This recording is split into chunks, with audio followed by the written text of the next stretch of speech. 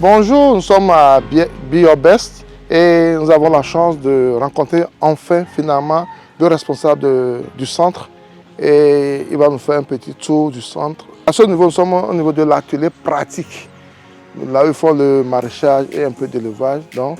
Le responsable n'était pas là, il vient d'arriver. Donc on va continuer la présentation du centre avec Monsieur Gilles.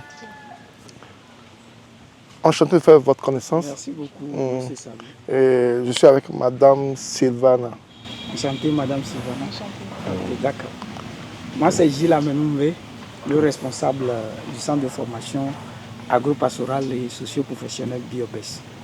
Alors, nous avons débuté la rentrée depuis le 27 janvier passé et c'était passé au niveau du centre de formation. Nous avons pratiquement fait déjà 1 mois et demi de cours, que ce soit sur le plan théorique, que ce soit sur le plan pratique. Et ici, c'est l'un de nos sites pratiques.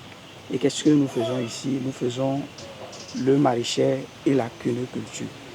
Alors, je vais vous faire visiter le site proprement dit. Tout d'abord, avant de faire la chenille du gombo, il y a l'étape qu'on appelle le désherbage.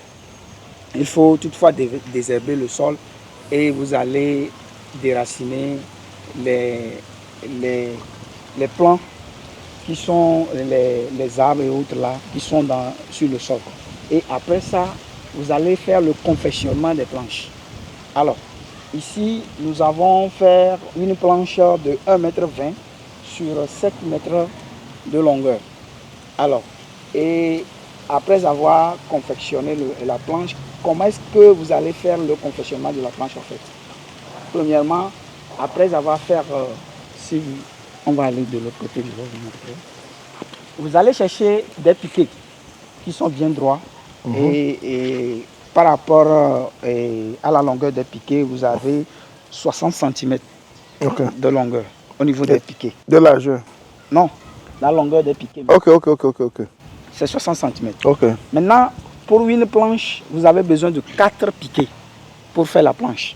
Donc, vous allez mesurer 1,20 m de largeur sur 7 mètres de longueur pour la planche. Ça, c'est une planche, ça. Voilà. Et maintenant, vous allez faire les cordeaux. Et vous allez voir que nous avons fait une cordeau sur 3 planches ici. Ok. Et quand vous allez finir de faire le cordeau maintenant, vous allez travailler avec un de nos matériels qu'on appelle la roussela. Et cette roussela-là, vous allez commencer à piocher. Et vous allez piocher une profondeur de 30 à 35 cm de profondeur. Et après avoir pioché maintenant, vous allez niveler la planche. Vous allez préparer les bordures et vous allez niveler la planche. Après avoir fini de faire le nivellement maintenant, vous allez maintenant revenir ici. Vous allez prendre une distance de 10 cm au niveau de la largeur sur les 1,20 m. Et vous allez piquer de ce côté, vous allez piquer de l'autre côté. À l'intérieur de la planche? De l'intérieur de la planche, à ce niveau 10 cm et à ce niveau aussi 10 cm.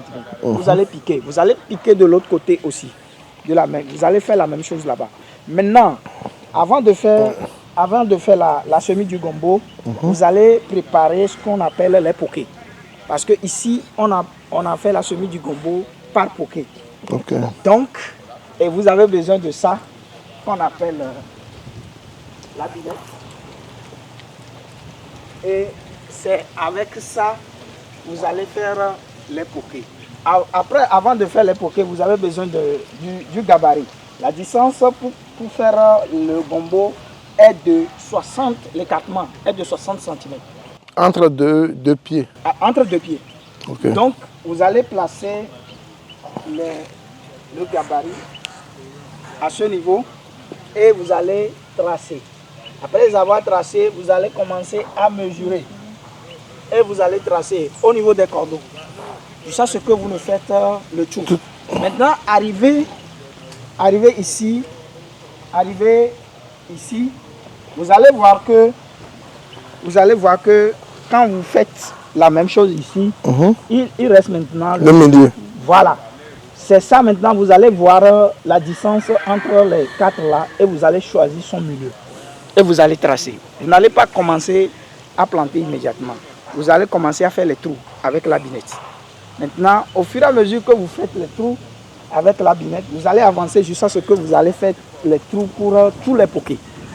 Alors, maintenant, nous avons choisi de faire un apport direct à la culture du gombo.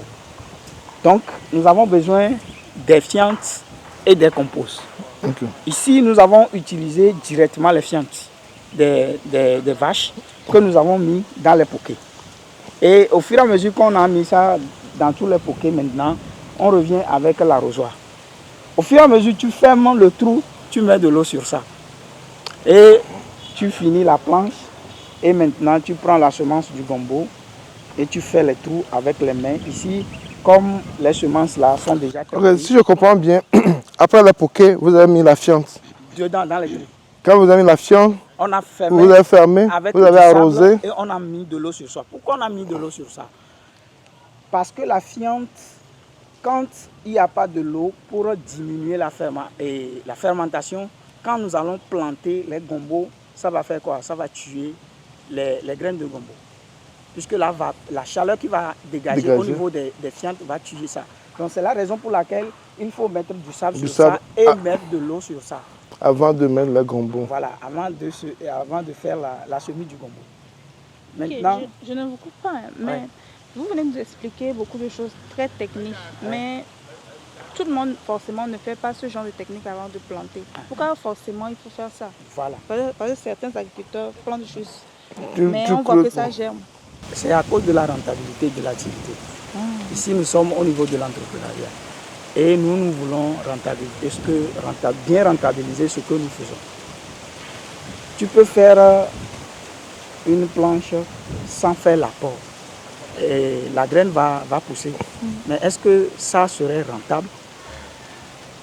Maintenant, quand nous avons fait l'apport direct, vous allez voir que ça va agir sur les plants. Au niveau de la croissance et au niveau de la fructification. Et maintenant, au fur et à mesure, il y a ce qu'on appelle l'entretien même de la planche qu'il faut apporter.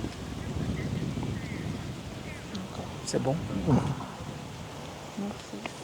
Alors, vous allez voir qu'on avait commencé de l'autre côté là-bas.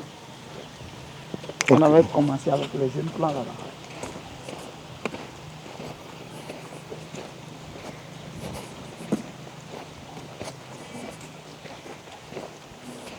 Là, c'est ceux-là qu'on avait plantés premièrement. Et c'est eux, avec eux. Vous allez voir que quand on a fait la distance, on a mis la distance, vous avez vu que les pieds là sont toujours au milieu. Voilà. Yeah. C'est comme ça qu'on a utilisé les gabarits pour planter les gombos. Et nous avons au moins pratiquement 40 planches. Ok, de gombo. Voilà, pourquoi vous mettez l'accent principalement sur le gombo? En fait, nous voulons que les apprenants sachent que, en fait, avant de faire une culture, par exemple, et pour voir la rentabilité de la culture, il faudrait faire au moins un nombre de planches. Ok. C'est en fonction de ça, ils vont voir que vraiment l'activité est rentable. Ok, ok. Donc, si je comprends bien, vous voulez mettre l'accent, actuellement, vous mettez l'accent sur le gombo. Pour qu'ils sachent que quand tu as un nombre donné de planches de gombo, voilà, ça sera rentable. Voilà. Donc si tu veux faire autre chose, vous pouvez faire. Donc, quand vous montrez ça, s'il veut faire la démé, par exemple, il doit faire un nombre donné de démé, voilà, pour que ce soit rentable. Ça, voilà, c'est un exemple parmi tant d'autres. Voilà, exactement. Ok, j'ai compris. Exactement. Au moment, on avait prévu faire, et par rapport à notre programme de formation, 6 mois de formation et 3 mois de stage. Et durant les 6 mois, nous allons faire 16 modules, à savoir les modules de l'élevage des volailles, que ce soit les poules pondeuses, les poulets de chair, les coquelets et les poules locales. Nous allons faire l'élevage des porcs, des petits ruminants, et de l'agriculture spéciale, l'agriculture générale. Nous allons faire le maraîchère, nous allons faire la pisciculture et nous allons faire ce qu'on appelle l'irrigation, nous allons faire la fertilisation. C'est au niveau de l'agro-pastoral, ça. Maintenant, si nous venons sur les cours de l'entrepreneuriat, là, nous allons faire le plan d'affaires, le marketing digital, la gestion des projets agricoles. Et pour finir, en ce qui concerne les modules, nous allons faire la gestion du temps et des priorités, le leadership et le développement personnel. C'est beaucoup de modules. Merci beaucoup, mon frère et ami. C'est vraiment enrichissant ce qu'on a appris ce matin. J'espère que vos étudiants comprennent le sacrifice que vous faites ici pour eux et que je remercie M. Carlos aussi pour son initiative. Parce que ce n'est pas donné à n'importe qui. Surtout quand tu n'es pas sur place et tu penses beaucoup aux gens qui sont sur place, ça fait vraiment... c'est pas donné à n'importe qui. Et quand il le fait, il faut qu'on l'encourage par nos manières de travailler, nos manières de le soutenir dans ce qu'il fait. Donc j'espère que vous êtes là pour ça et que ce centre sera très bientôt un grand centre de référence. Et même les gens vont venir de l'extérieur pour voir ce qu'on fait ici. Ça fait plaisir de savoir que c'est un ami avec qui on a grandi, un frère avec qui on a grandi, qui a ce projet. Et ça fait vraiment plaisir. Merci beaucoup. Plaisir. Merci de nous avoir suivis. N'oubliez pas surtout de vous abonner, de commenter, de mettre un pouce et d'activer la cloche de notification. À bientôt. Bye.